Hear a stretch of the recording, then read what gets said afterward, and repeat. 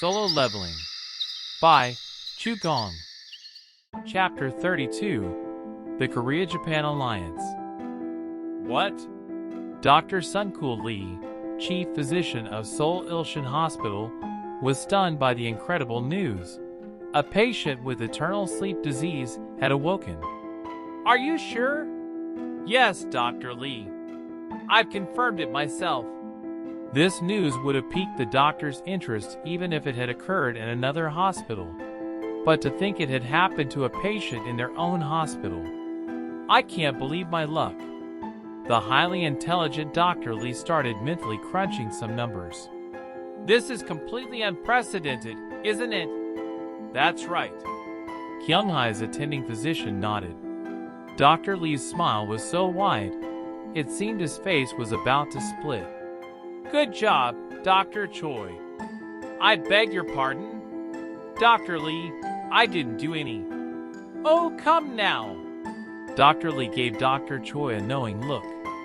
It doesn't matter how it happened. If a patient is cured, then of course the physician should be praised. And naturally, the hospital that employed the doctor should as well. Oh yes. Thank you, Dr. Lee.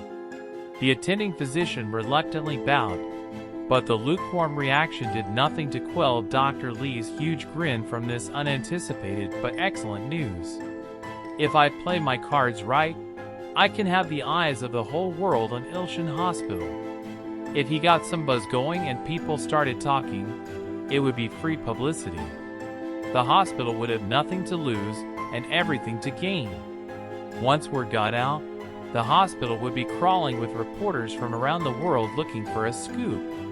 This was a golden opportunity to advertise the hospital's name without expending any money or energy. Reporters are going to want to know about the treatment. He and his team could carefully examine the patient and piece things together. That shouldn't be a problem at all, or so he thought. But Dr. Choi glanced awkwardly at him and carefully spoke up. The patient's guardian has asked for the patient to be discharged. What? No, that couldn't happen. Reporters would only come if the patient was in the hospital. No, never mind the reporters. They needed her to remain in their care in order to figure out how she'd been cured. Dr. Lee's eyebrows twitched. How is the patient doing? Everything is normal. She's physically okay after being bedridden and asleep for 4 years? Perhaps it's thanks to the life support system? He had always thought that having such high-performance machines might be an issue.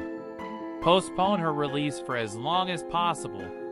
Tell them we still need to monitor the patient.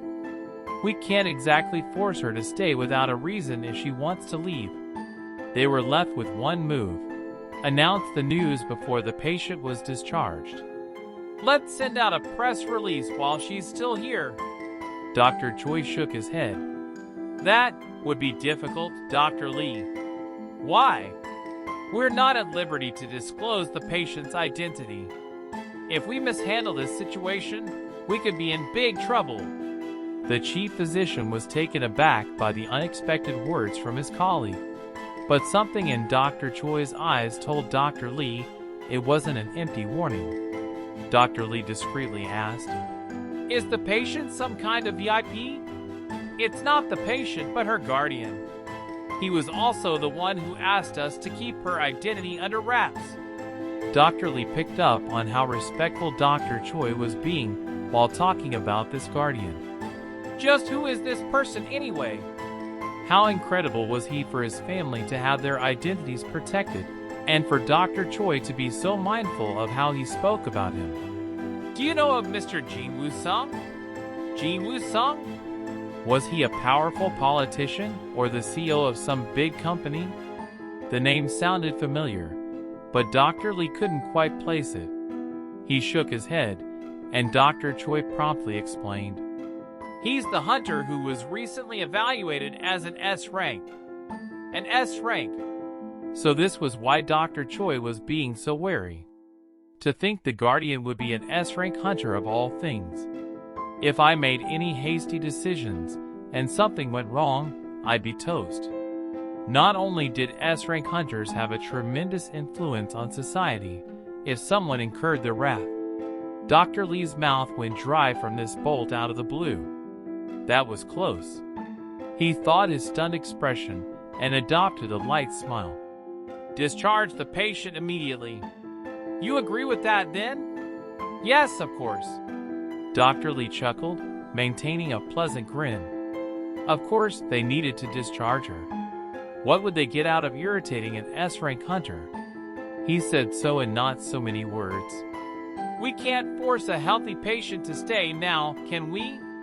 Understood, Dr. Lee. Dr. Choi left right away, and once Dr. Lee was alone, phew, he let out a sigh of relief as he stared at the closed door to his office. Gina dropped everything and rushed to the hospital as soon as she received the call. Jin-woo stood at his mother's bedside when he felt his sister's presence rapidly approaching. Kerchak. The door opened. Mom? Mom? Gina's face was drenched in tears even before she entered the room. My dear, you've grown so much. Gina had been in middle school when their mother had last seen her, so Kyunghai's surprise was evident as she took in her daughter as a fully grown young adult. She quickly recovered though, and threw her arms open wide with the warmest smile on her face, and as she did, Mom! Gina threw herself into her mother's embrace. Jin-woo paused. It wasn't the best way to treat a patient who'd just woken up from a 4-year-long coma, but he couldn't bring himself to stop his sobbing sister. Mom! Gina usually presented herself as mature for her age, so it was easy to forget that she was still technically a child. Jin-woo's heart ached, seeing his usually cheerful sister like this. All right. Jin-woo was about to pull Gina back, but Kyunghai shook her head and brought a finger to her lips. Her other hand never once stopped patting her daughter's back. Jin-woo sighed quietly and stepped back. As he watched his sister in their mother's arms and the gentle expression on their mother's face, he couldn't help but smile. It was all worth it. He felt like his efforts had been rewarded in this moment. Like a block of ice in a corner of his heart had melted away. So he'd let them be for a while longer, at least until Gina was able to compose herself. She was a smart kid and definitely knew she shouldn't tire her mother. She just needed a little time. Jin-woo turned his head toward the window, still grinning. The sun was out, as if to celebrate the family's reunion. He absent-mindedly stared out the window a while before pulling out his cell phone. He couldn't even begin to attempt to reply to the countless missed calls and messages blowing up his phone. He scrolled through the notifications for a while before finally giving up and clearing them. I'm sure they'll try again if they really need me. He pulled up an internet browser instead. That was when he casually went to a news site, and what he saw made his brow furrow. Magic beasts spotted in skies of downtown Seoul? The destination of flying magic beast is. Hunters Association fails to respond. Who will keep us safe? Photos of Kaisel were all over the news. Despite the distance between Jinwoo's neighborhood and the hospital, he hadn't thought anyone would notice because he arrived in an instant. So many pictures in such a short period of time. Fortunately, none of the photos clearly showed him riding Kaisel. When he called forth Kaisel yesterday, he decided not to care about what others might think. But as he looked through all the news chatter, he wasn't as sure of himself anymore. Now that I think about it, whose heart wouldn't sink at the sight of a giant magic beast flying through the sky? As he read through the anxiety-laden articles, Jin-woo resolved to be more careful going forward. No need to intentionally freak people out.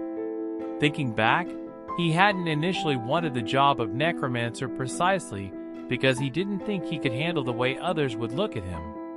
Though if this is how people react to an overgrown lizard with wings, imagine the uproar if they ever laid eyes on Fong when he has the sphere of avarice. While he pondered this, VRRR, his phone started vibrating. Who could this be? Jin-Woo stepped outside the hospital room to answer the unknown number. Hello? Hunter Sung. It was an old man with a low but cheery voice. Jin-Woo put a name to the voice right away.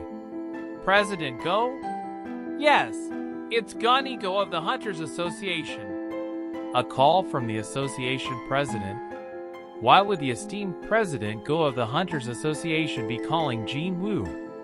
Jin-Woo moved away from the busy hallway to a more secluded area. May I ask why you're calling me? You've probably heard already. Heard what? Jin-Woo cocked his head, unsure of what President Go meant. I don't believe I know what you're talking about. Haven't you watched the news? Wow, word really did travel fast. Jin-Woo easily admitted. No, I'm so sorry about that. I'll be careful from now on. Pardon? At the president's confused tone, Jin-Woo suddenly realized they weren't talking about the same thing. This isn't about Kaisel? What else would be on the news? The double dungeon, the red gate, clearing an A-rank dungeon, the sphere of avarice. The more he thought about it, the more Jin-Woo realized how much of his adventures would be newsworthy. What's going on? I guess you really haven't heard yet. I've been somewhere a little hard to reach and just got back. This wasn't a lie, Peresi. President Go's voice went even deeper than usual. Hunter Sung. From Jin-Woo's experience, this change in tone usually meant the caller was getting to the point of the conversation. May we speak in person? Jin-Woo was even more curious now than when he first picked up the phone. Not only is the president of the association personally calling me, but he also wants to see me. How serious could this matter be? Nonetheless, Jin-Woo looked back toward his mother's room. I can't meet him here. He'd hate to get his mother mixed up in anything unnecessarily. I can go to you. Would you please? Of course. That would be more convenient for Jin-Woo. After wrapping up the phone call, Jin-Woo told his mother he had an important errand to run and hurried off. The sunlight irritated his eyes after having spent so much time within the sunless demon's castle. He squinted up. Ugh, should I just ride Kaisel there? He thought about it for a second, snickered to himself, and went to flag down a taxi. The video, recorded by a CCTV camera, was shocking. It showed a quiet road, so quiet that very few cars appeared on it even when fast-forwarded. It looked like a suburban area, possibly rural. The video stopped fast-forwarding and continued in slow motion. Just then, a car entered the scene. Even in slow motion, it was apparent that the car was speeding along. After a split second, a black object materialized before the oncoming car.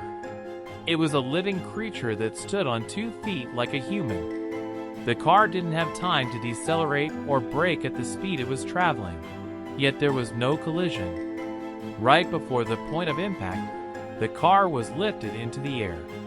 The dark creature threw the oncoming mid-sized sedan to the ground with one hand, pulled the unconscious driver out of the wreckage, and proceeded to devour him headfirst. Crunch, crunch.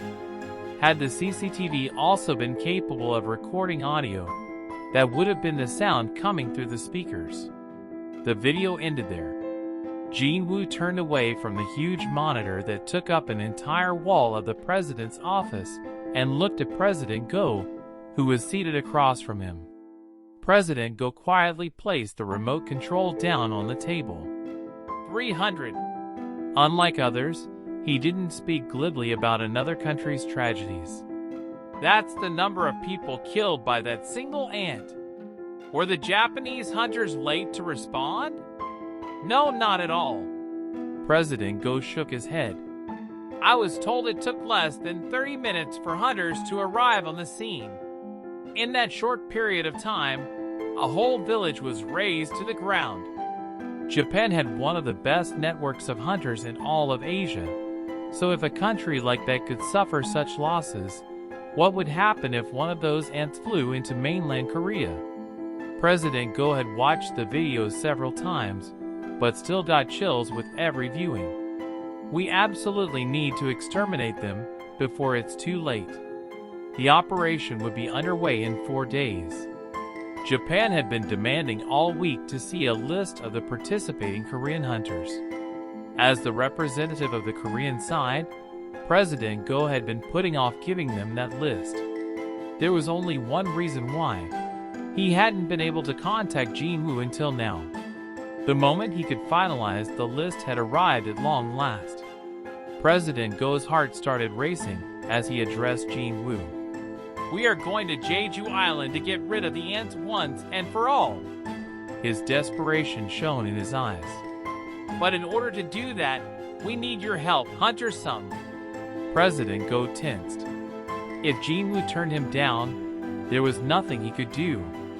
Jinwoo didn't belong to a guild, nor was he duty-bound to help the association. The decision rested solely on his own will. After agonizing over it, Jinwoo spoke up. After the meeting with the president wrapped up, Jinwoo was standing to leave, but suddenly whipped around when he sensed something strange. What's that? He sensed clashes of mana nearby. A dungeon break? That was his first thought, but he quickly dismissed it. He could clearly discern that the emanating mana belonged to multiple hunters rather than a magic beast. Is something the matter? President Go stood by the door to see Jinwoo out. It's nothing, but I think hunters are fighting nearby. That can't be. President Go chuckled. What kind of brazen hunters would dare brawl near the Hunters Association headquarters? That would never happen. Wait, the direction Hunter Sung is looking is. He abruptly recalled. S-rank hunters are currently training in the gymnasium. Is that what you're picking up by any chance? Training? That would certainly explain the continuous yet restrained bursts of magic power. Jinwoo nodded. I see. The president looked at Jinwoo with amazement. He can sense them from this distance? The association's gym was built to contain magic power and keep it from leaking outside. President Go himself couldn't feel a thing. However, not only could Jinwoo detect magic power coming from the gym, but also that they were fighting. Just how sharp is his perception? The president couldn't begin to hazard a guess. Oh, would you like to go to the gym yourself? The president asked mildly. It wasn't every day that all these S-ranks gathered together like this. Plus, as a newly minted S-rank, Jinwoo wouldn't want to miss the opportunity to see what the other S-ranks could do. Mr. Ruji Goto is there as well. Jinwoo had been mulling over the offer, but now froze at this new information. By Ruji Goto, you mean? Indeed. Every hunter, heck, every person, knew the name of the most powerful hunter from Japan. Yes, the Ruji Goto. He's here to help train the Korean and Japanese hunters to work together. But he's leaving tomorrow, so this would be your only chance to meet him. The best Korean hunters and Japan's most powerful hunter all in the same place? I can't miss this. Jinwoo excitedly accepted President Go's invitation. Meanwhile, Ruji was fighting back a yawn. These are the best Korea has to offer? They were terrible. No, they were pathetic. Terrible was an objective evaluation, while pathetic had some sympathy mixed in. If Korea's safety is in their hands, wouldn't it be better to have Japan protect them? Ruji smirked as he watched the hunters. There was one, though, a single decent candidate among the Korean S ranks. I believe her name is Hain Cha, right? Still, she was only comparable to Japan's high-rank hunters. She couldn't hold a candle to the Japanese elite. Well, I guess that's expected. Korea was a country that was small in both size and population. for their most powerful awakened being to be an old man who could no longer fight and whose days were numbered. Gun-He-Go is on par with our strongest hunters, but this was unfortunate for Korea. He'd finished assessing the abilities of the Korean hunters, which had been his real reason for staying in Korea. If we withdraw during the attack, they won't even last 5 minutes. Ruji concluded that he'd seen enough and turned to leave when he noticed someone entering the gym. His eyebrows twitched. He hadn't realized someone was approaching until they were this close. In fact, he still couldn't sense the person's presence despite looking straight at him. Is this an assassin-class hunter? He turned to the translator assigned to him by the Hunters Association. Who's that person? The employee adjusted their glasses and stared at the newcomer for a while before finally recognizing the face and smiling. Oh, he's the newly registered S-rank hunter. The reawakened being with a mysterious background. Ruji had intended to dig up information on this person while he was in Korea, so this was an excellent turn of events. He offered a wide grin to the translator. I assume he's quite an excellent assassin. Pardon? He wondered why the translator was looking at him funny. Did I say something wrong? No, I mean... The translator gestured at the man standing in the entryway. He's a mage-class hunter. How is that possible? Ruji pulled up the Hunters Association website and looked through the list of S-rank hunters in disbelief. The browser automatically translated the text for him. Ji Woo-sung, S-rank, mage class.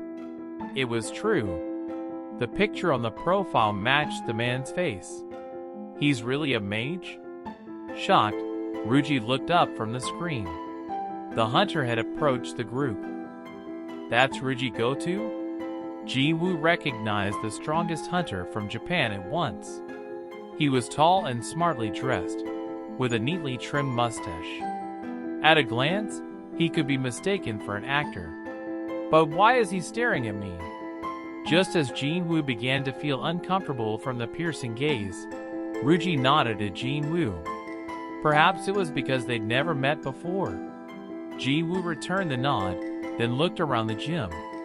In the center of the room, a shirtless Yunho Baek was sparring with a massive middle-aged man. Everyone except Ruji was watching the fight intently. Whoosh!